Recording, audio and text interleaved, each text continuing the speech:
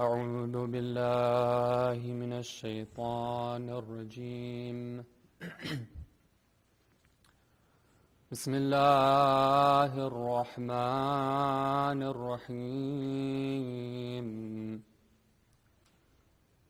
الحمد لله رب العالمين وبه نستعين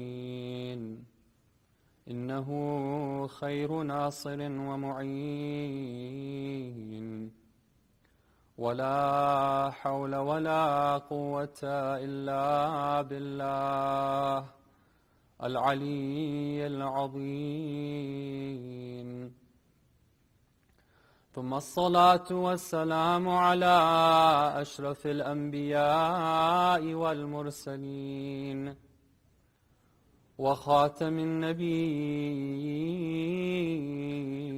وسيد المرسلين أبي القاسم محمد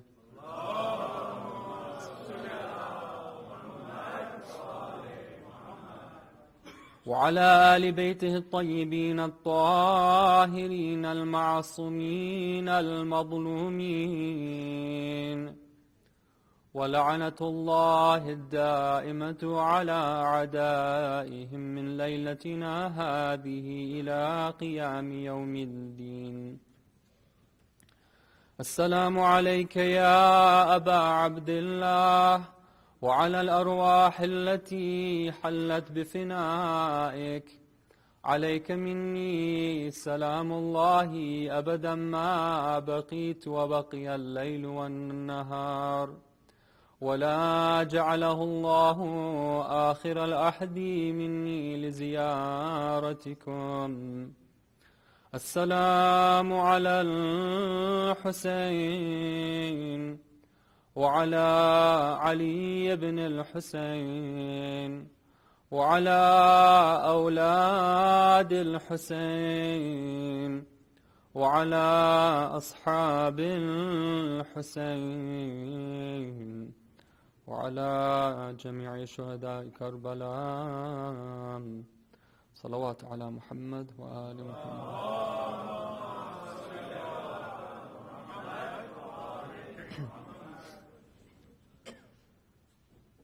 My respected ulama, elders, sisters, brothers in Islam and Iman, Salamun alaykum wa rahmatullahi wa barakatuh.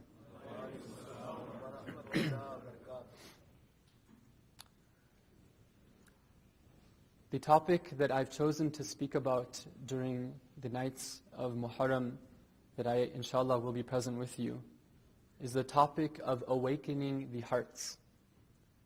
Last night I began with an introduction to that topic.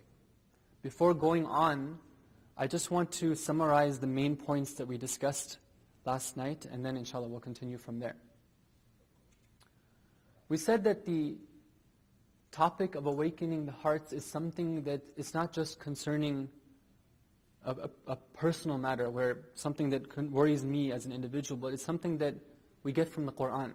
Allah subhanahu wa ta'ala is worried about the believers. He himself says in Surah Al-Hadid, has it not come time for the believers to have awareness of their hearts, and that their hearts should be submissive and fearing God? And then He warns the believers by reminding them of what happened to the previous times and the previous people, the Jews and the Christians, how many of them turned away from the message of truth and their hearts became hardened. And then Allah subhanahu wa ta'ala talks about the future and uses an example, a metaphor of the dead earth coming back to life again. And we said that that metaphor is both a sign of hope and a warning. It's a sign of hope that those who want to awaken their hearts, Allah subhanahu wa ta'ala is capable of doing so. We just need to turn to Him and figure out what we need to do, what instructions He's given us to be able to awaken up our hearts. But at the same time, it's a warning that there'll come a time when Allah subhanahu wa ta'ala will bring people whose hearts are awake. And if we don't do what's necessary, then we'll be left out. Now, tonight I want to expand upon this topic a little bit more. And I'd like to do so by trying to understand a simple question. The question for tonight is this: is it the case that our hearts are really asleep or not? Are we asleep or are we awake? Or you could even phrase it using a different metaphor. Is it, are we healthy from a spiritual level or are we sick from a spiritual angle? In order to answer this question, I want to turn to the Quran, Surah Al-Rum, verse number 30. This verse is a very famous verse of the Quran, a verse which conveys a lot of meaning. It's known famously as Ayatul Fitra, the verse of the Fitra. It's the verse that tells us something about the way we've been created. How does the verse go? أعوذ بالله من الشيطان الرجيم فأقم وجهك للدين الله حنيفا فأقم وجهك للدين حنيفا. Turn your face, orient yourself towards the religion in a state where you do not swerve away from doing this.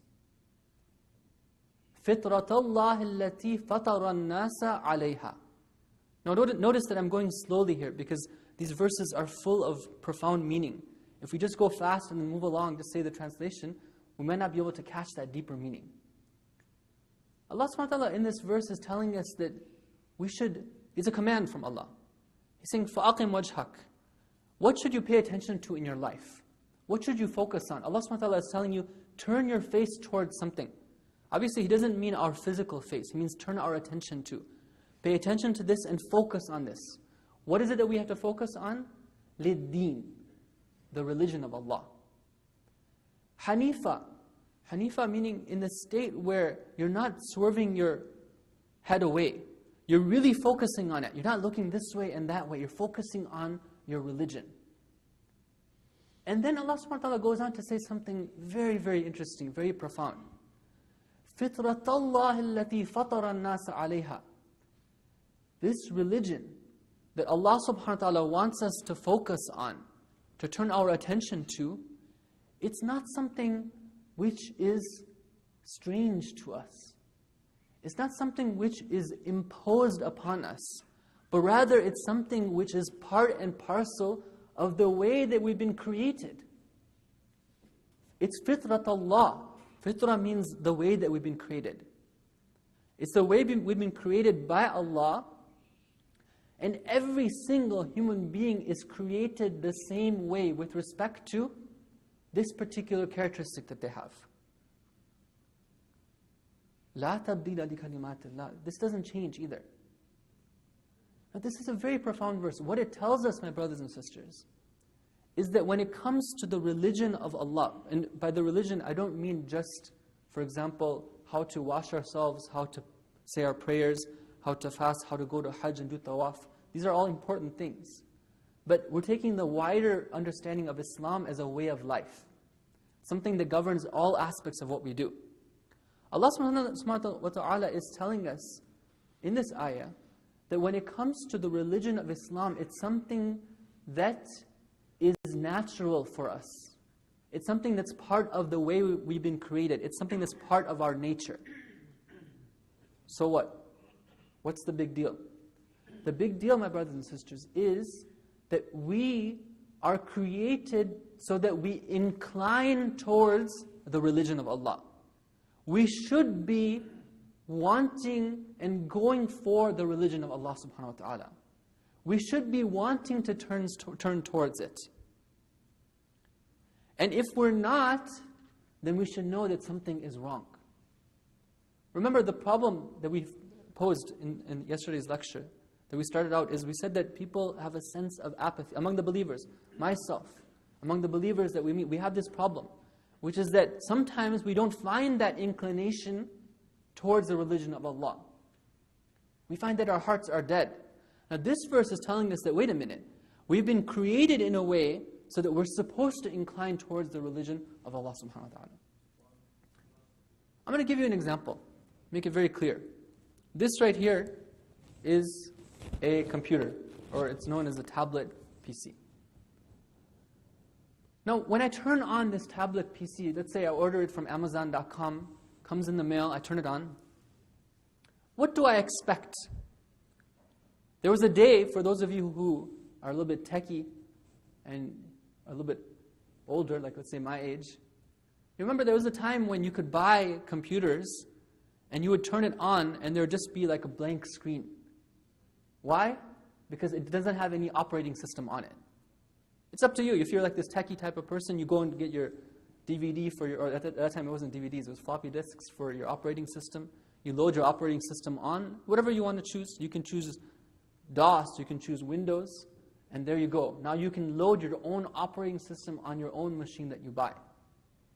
But that's not the way that it works these days for the most part. These days, if I turn on this tablet, and it comes out of the box, and it gives me a blank screen saying it cannot find any operating system, I'd be like, I'm shipping this thing back to Amazon.com. That's not the way it's supposed to be. But instead, when I turn it on, I'm expecting to see something like, what do they call it? Android, Google, right? Or if I'm really special, I'd have, what's it called? The iPad, right? Apple's operating system. That's the way things are.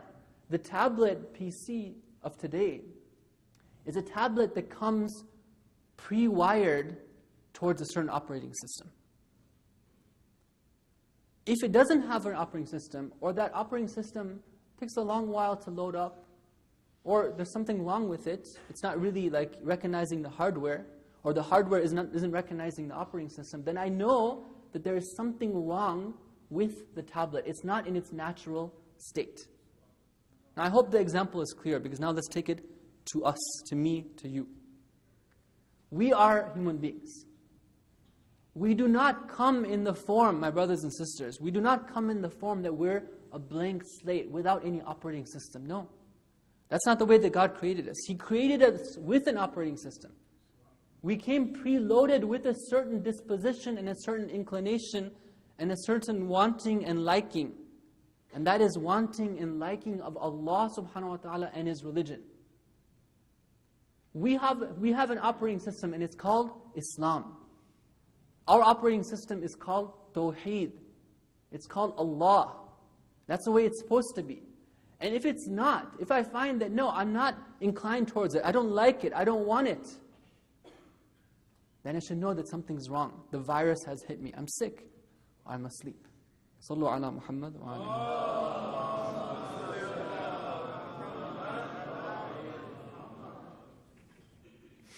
alihi. Brothers and sisters, this religion is something which is very beautiful. When Allah subhanahu wa ta'ala tells us that we're inclined towards religion, what He's telling us is something very profound. Because this religion is a path. And it's a path which leads us to a destination. And that destination is Allah subhanahu wa ta'ala. Allah subhanahu wa ta'ala says in the Quran, Surah Yusuf, verse number 108, أعوذ بالله من الشيطان الرجيم قل هذه سبيلي. Allah subhanahu wa ta'ala is commanding the Prophet. هذه سبيلي أدعو إلى الله على بصيرة أنا ومن اتبعني. He's saying that this is my path. The sabil is another word for religion. It's used in the Quran. The Prophet is commanded to say that my path, this path of mine, this religion, it's mine. And what is the eventual destination of this? Ad'u ila Allah. I call towards Allah. So what we understand from that is that this religion is something which leads to Allah subhanahu wa ta'ala. So what that means is that I can look at myself and confidently say that I am somebody who is wired and pre-programmed to incline towards Allah subhanahu wa ta'ala. Now, this is something that we can take and apply in a very practical level. We always have this sort of question when we're growing up, which is that what am I supposed to be? What am I supposed to do with my life? And how am I going to get there?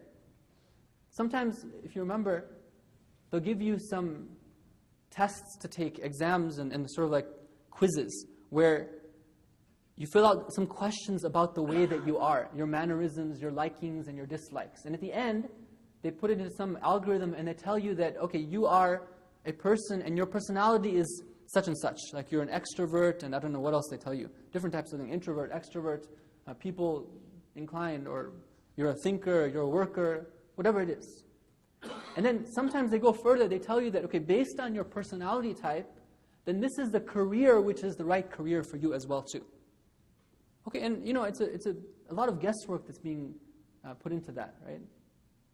Some people take it really seriously though, because they said that, you know what, I've been confused until now as to what is my purpose in life. I'm supposed to be a photographer, I'm supposed to be a teacher, I'm supposed to be a doctor, I'm supposed to be a lawyer. So now I got my purpose for my life, let me go and run with that. But if you look at it, that's a pretty flawed system, because it's just some human beings who came together, they put together some type of formula, asked a few questions, and then they said, okay, this is what's good for you. Now you can go and listen to that, or we can say that, wait a minute, let's go and turn to our Creator and ask Him, what is the purpose for what we've been created for? I can confidently say that I have a purpose, and I have a destination, I have a path to go to, and that path is Allah subhanahu wa ta'ala. And that's the way I've been created. This is one of the profound things of this verse. We're in a time that people are saying that, they say that, what is our identity as Muslims? What should we be searching for? Well, the answer is very clear. فِطْرَةَ اللَّهِ الَّتِي فَطَرَ النَّاسَ عَلَيْهَا فَأَقِمْ وَجْهَكَ لِلدِّينِ حَنِيفًا. My path is defined for me. My destination is defined for me. My goal is defined for me from these verses. Now, I'd like to spend a few moments looking at some of the examples that we have from the teachings of the Ahlul Bayt alayhim salam. When it comes to the way that they would talk about Allah subhanahu wa ta'ala. And the reason why I'm doing so is because I want to explore this question a little bit more. Is it the case that when the Ahlul Bayt were speaking with people who had questions about God, that they would do so on the assumption that this person is a blank slate, doesn't have any inclination towards God? Or rather, did they talk to them in a way that they knew that they had a God-seeking nature and a God-seeking inclination? That's the question that we want to ask when we look at these traditions of the Ahlul Bayt. Peace and salawat ala Muhammad wa ala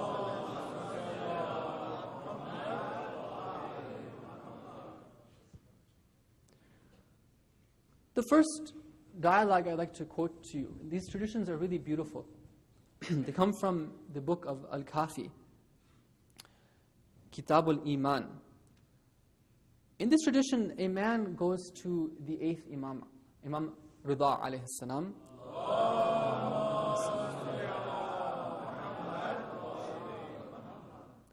And he wants to debate with the Imam about the existence of God. He's an atheist. He doesn't believe that there is a God. So they have a dialogue. Imam alayhi salam presents some arguments and they go back and forth.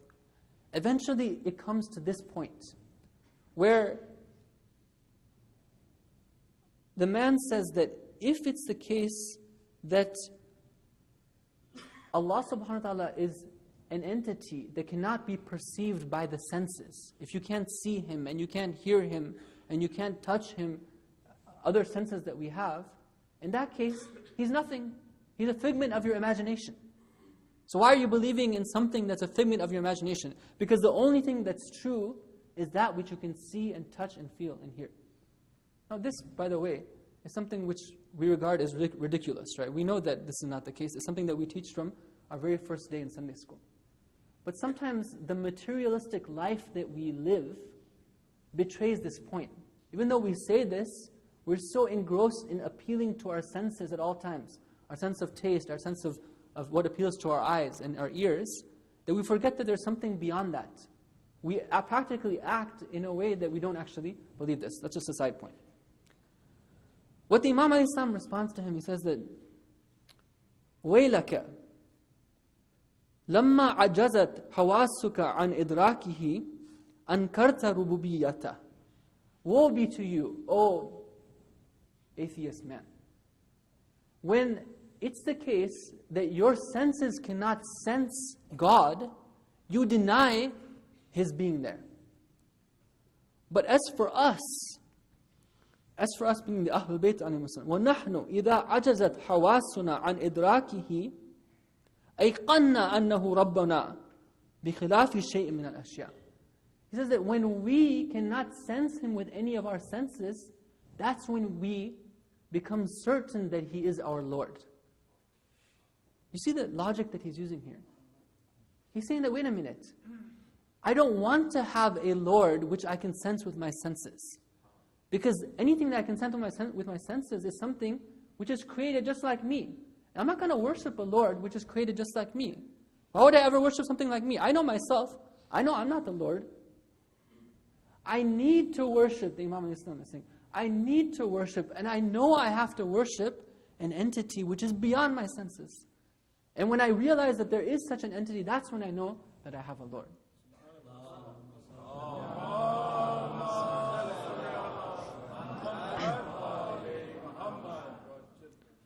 That was example number 1.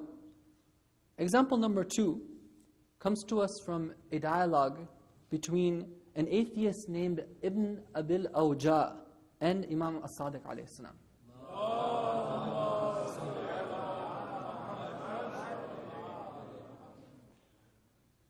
Again, they have a dialogue. And in the course of the dialogue, Ibn Abil Awja makes a statement. He says that, okay, if it's the case that what you're saying is true, then why isn't it that God comes out? Why doesn't He just come out and say the truth to us? Just make it very known, talk to every one of us on an individual level, and just say, okay, I'm here, I'm paraphrasing the gist of what he's saying. I'm here, I'm your Lord, believe in me. This is the truth. إِن كَانَ الْأَمْرُ كَمَا يَقُولُونَ أَنْ يَظْهَرَ لِخَلْقِهِ. Let Him come and make Himself apparent to the creation. And then there will be no doubt about it. Case is closed, put to rest. What does the Imam alayhi salam say? He says, وَيْلَكَ, woe be to you, O Ibn Abil Awja. كَيْفَ وَاحْتَجَبَ عَنْكَ مَنْ أَرَاكَ قُدْرَتَهُ فِي نَفْسِكَ. How is it the case that somebody is hidden from you? How is it the case that God can ever be hidden from you? And then he starts to ask him questions and point out how it's the case that he actually knows God but hasn't recognized Him yet. Remember, we're going back to this question of, are we created in a way that we're wired to know God and appreciate Him and love Him or not? This is, how can somebody who shows you His power be hidden from you? And then he gives them examples. نُشُوءَكَ وَلَمْ تَكُنْ. He brought you from nothing when you were nothing. He was the one who caused you to grow. وَكِبَرَكَ بَعْدَ صِغَرِكَ. Who is it that's causing you to grow and get older and bigger all the time? وَقُوَّتَكَ بَعْدَ ضَعْفِكَ. Who is it that gave you strength after you were weak? وَسُقْمَكَ بَعْدَ ضَعْفِكَ. وَبُغْضَكَ بَعْدَ حُبِّكَ وَعَزْمَكَ بَعْدَ أَنَاتِكَ حُزْنُكَ صِحَّتِكَ. All these things. He says that, who is it that gave you happiness after you were sad? Who is it that gave you sadness after you were happy? Who is it that gave you health after you were sick? Who is it that gave you sickness after you were healthy? Who is it that gave you contentment after you were angry? Who is it that gave you anger after you were content?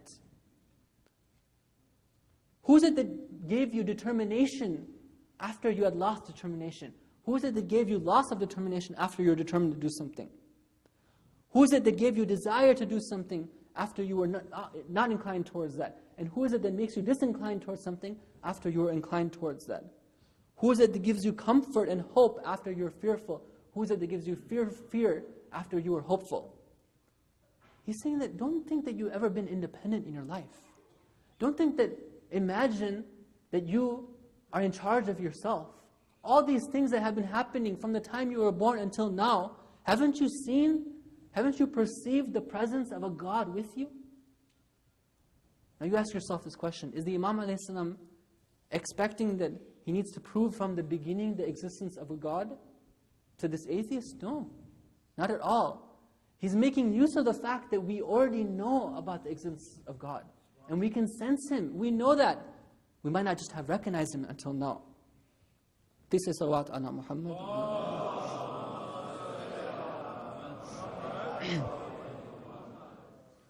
The last example I want to give from the Ahlul Bayt comes from another source. It's a dialogue which, it's reported that this dialogue took place, again, from Abu Abdullah as-Sadiq alayhi salam with an atheist.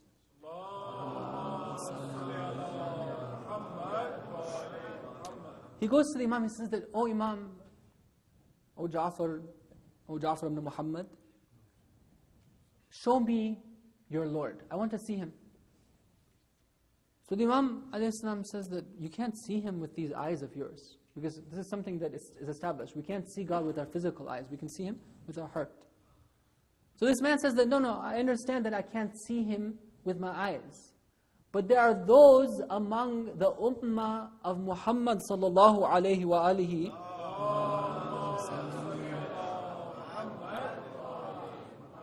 who have claimed, "Lam a'bud rabban lam ara." I've never worshipped a Lord that I haven't seen. Now who is it that makes this claim? Of course he's talking about Imam Ali alayhi salam. So there are people who claim that, I want to see my Lord, I want to see this Lord that you're talking about the same way that they saw him. The likes of Imam Ali alayhi salam saw him. Show me him. Imam Sadiq alayhi salam looks at this man and he orders his companions to bind him up and throw him into the pool of water which is next to them. Now I want to make a comment here that let's not be misinterpret and think that the Imam alayhi salam is somebody who, na'udhu billah, does something against somebody's will or is mean. No. This person requested something of the Imam. The Imam knows him and he knows that this is the only solution that will cause him to believe. And he's not going to hurt him. Don't worry. Don't get scared. He puts him in the well of water, and because he's tied up, he sinks down. But every so often, he's able to raise his head from the water. And when he does so, he calls out to the Imam alayhi salam. He says, "Yabna Rasulullah, al-Ghiyath, al-Ghiyath." "Oh, the son of the Messenger of Allah, save me, help me and save me, al-Ghiyath, al-Ghiyath." The Imam alayhi salam, when he does that, he tells the water, swallow him back up again. So he goes back in the water. Now, a side point here, again, because we need to understand the story correctly. There's nothing wrong with calling upon the Imam for help. Okay? But the problem is not that this man was calling upon the Imam for help. It's the way that he was calling upon him. And we'll see that shortly. There's no problem in it. That's part of Tawheed, if we call upon the Imam as the representative of Allah subhanahu wa ta'ala. Now, Al-Ghiyath, Al-Ghiyath, the Imam says to the water, swallow him again. Finally, after a few times of doing this, what does the Imam, what does the man say? The Imam says, "Ilahi Al-Ghiyath, Al-Ghiyath." "Oh my God, save me, save me." At this point, the Imam al-Islam says, "Okay, go fetch him out of the water, untie him." And he asks him, "What happened?" He says that, "Well, when I was put in the water, I was drowning and I came out. I saw that you were there, so I said that you help me. But then after you declined to do so, I started to despair. And when I started to despair, then this notion came to me, this experience came to me, this awareness came to me that there is somebody who can save me, and I called upon him. I called upon my God." Imam al-Islam says, yes, that's the Lord that you were seeking to know. Now again, brothers and sisters, is this a Lord that's strange to us, or is it a Lord that is part and parcel of our being? We've been wired to know Him. We've been wired to incline towards Him. Sallu ala Muhammad wa ala.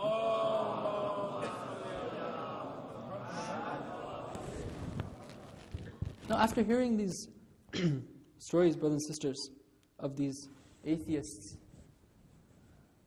let's turn the conversation back to ourselves. What we learn from all of this is that we are, first of all, we've been created in a certain way to incline towards the religion. We're supposed to we're supposed to recognize Allah and love Him. We're supposed to want to move towards Him by means of the religion. But where are we with respect to that? I need to ask myself, we all need to ask ourselves, what is the state of our hearts right now?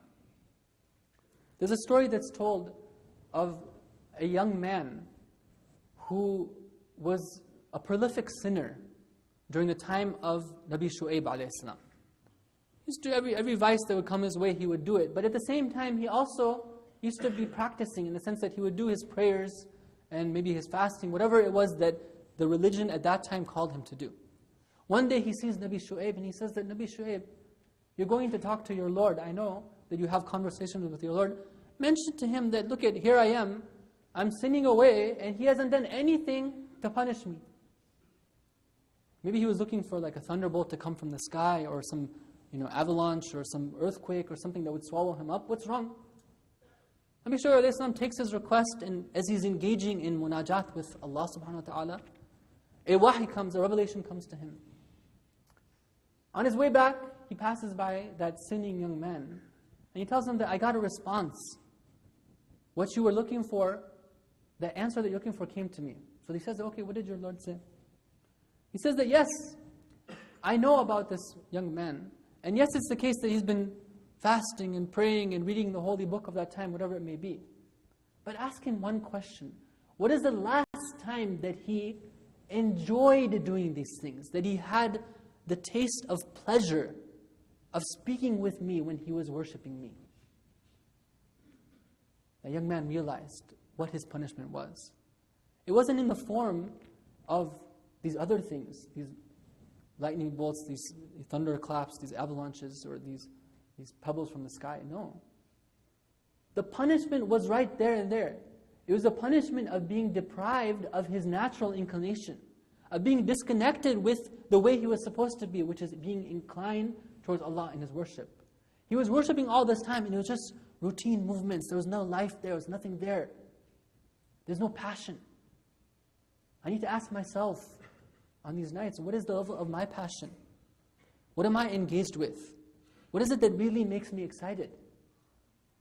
The same way that these companions and the family of the Prophet on that night of Ashura were so busily engaged in worshipping and enjoying that worship, their voices droning like the droning of bees, reciting Qur'an, prayers.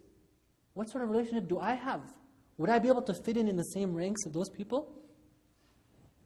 Let me quote to you from Dua Kumail. And inshallah we'll move to the Masai portion after that. In Dua Kumail there's a one line which really is for me a very profound line. One thing I'd like to mention about these du'as of the Ahlul Bayt alayhim as-salam is that if we want to know about this God-seeking nature of ours and what it's like and what it's supposed to be like, we don't need to go further than the du'as of the Ahlul Bayt alayhim as-salam. If you read the words of the Imams as they talk about the way that we're supposed to be with Allah subhanahu wa ta'ala, then you realize, so that's the way we're supposed to be, and this is where I am right now. And similarly, if we want to know what language we should express the desire of our innate creation, of the way we were created, what language we should use to express that to Allah subhanahu wa ta'ala, we don't need to go further than the du'as of the Ahlul Bayt alayhim as-salam. What is it the Imam alayhi salam says in Dua Kumail? وَحَبَسْنِي عَنْ نَفْعِ بُعْدُ أَمَلِي. These long hopes that I have had have prevented me from profiting in my life. These years are passing along, and these false notions I had, for example, that I would live for a long time, I would live forever. I never thought of myself as being finite. That's prevented me from profiting in the way that I should be profiting and getting close to Allah subhanahu wa ta'ala, moving along this sabil, hadihi sabil adu ila Allah. I was supposed to be going towards Allah in my life. وَخَدَعَتْنِ الدُّنْيَا بِغُرُورِهَا وَنَفْسِي بِجِنَايَتِهَا وَمِطَالِي. The dunya has deceived me with its allures and its traps and its illusions, and my own nafs with its crimes that it's committed. Sometimes we fooled ourselves, if we just ask ourselves. We fooled ourselves into this notion that we are moving in the right direction. No, alhamdulillah, we're able to do a lot, but the point is that isn't there more that's asked for us? Weren't we created for a greater purpose? Was the tablet just to be turned on, and then the only purpose was to play games with it? Or is it a tool and a means for getting to something else? Did Google create that operating system just for its own apps to be run, or do they want people to go and create and do something with that? We were supposed to do something with this creation of ours. We're supposed to move in a certain path. May Allah subhanahu wa ta'ala help us to reconnect with the way that we were supposed to be, to recognize the true nature of our hearts and to inshallah work on them with the help of Abu Abdullah al-Hussein. Sallu ala Muhammad.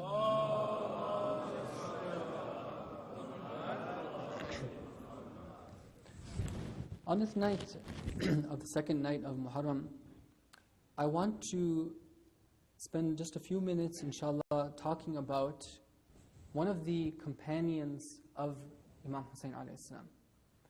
And this was somebody who definitely was somebody who you could say had his heart awakened. Somebody who had a heart which was alive with the remembrance of Allah. Somebody who had a heart which was alive with the passionate love of Allah, His Messenger, and the Ahlul Bayt alayhim salam. Nafi' ibn Hilal. Nafi' was a qari of the Quran. He was a scholar. He was a qari of the Quran, a muhaddith, somebody who narrate the ahadith of the Ahlul Bayt. And he was an elderly individual, somebody who had fought alongside Amir al-Mu'mineen in the battles of Jamal and Siffin and Nahrawan. When he heard of the movement of Imam Hussein alayhi salam, he set out to find him, and then he joined him midway. He became one of his staunchest companions. On the 10th of Muharram, the day of Ashura, Imam Hussein alayhi salam gives a sermon addressing the enemy forces. And part of that sermon, he tells them that, okay, if you're going to go back on those promises that you made in your letters to me, remember that he had received 10,000 letters from the Kufans, and many of those who had wrote him letters were now facing him in the opposing army. If you're going to go back on that, then you know what? That's the same thing that you did in the past with my father. It's the same thing you did with my brother. It's the same thing you did with my cousin, Muslim ibn Aqil as well too. This is your nature. After he finishes that sermon, then the companions are worried. Perhaps it crosses their mind that maybe the Imam ﷺ thinks the same thing of them. That when it comes to the crucial time, they're going to abandon him and turn against him. The first one among them who jumps to his feet to profess his loyalty to the Imam is Nafi' ibn Hilal. And after explaining the situation and saying that no, yes, it's the case that there were munafiqeen who were with the Messenger of Allah. There were munafiqeen who were with Amir al-Mu'mineen, Ali. But we are different than those. We are going to be the true companions. He tells him that, Wallah, I swear by Allah, that wherever you want to go, whether it be to the west or whether it be to the east, we're not going to leave you. We're going to follow the one we're supposed to follow, and we're going to be enemies towards the one we're going to be enemies towards. This same Nafi' ibn Hilal shows his bravery and shows his loyalty in the other events. On the night of Ashura, he is walking around and he sees Imam Hussein leave the tent area and go off in the distance. He follows his Imam. Eventually the Imam realizes that there's somebody following him. He turns to him and he says, "Oh Nafi', what are you doing? Why are you following me?" Nafi' tells him that, "Oh Imam, I saw that you were leaving the tent area and I was worried about your safety. I was scared for you. After all, we're in a battle here. There's these enemy forces. So I wanted to follow you and make sure that you're okay." Imam al-Islam tells him that, "Oh Nafi', I went to go and scout out the area and see and make the plan and the battle plan for tomorrow's battle." And then the Imam al-Islam turns to him and he says that, "You see those two mountains off in the distance there?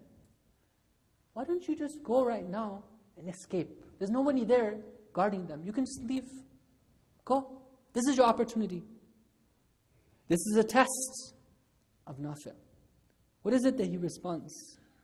He says, "By the God who gifted me with being one of your companions." You see, he believes, first of all, that being a companion of Imam Hussein, it's not that he's doing a favor to Imam Hussein. Allah has done him a favor by placing him among the ranks of the companions. As long as my sword is working condition, I will never leave your side. This is the test of Nafi', and Nafi' passes the test successfully. On the day of Ashura, Nafi' ibn Hilal fights valiantly.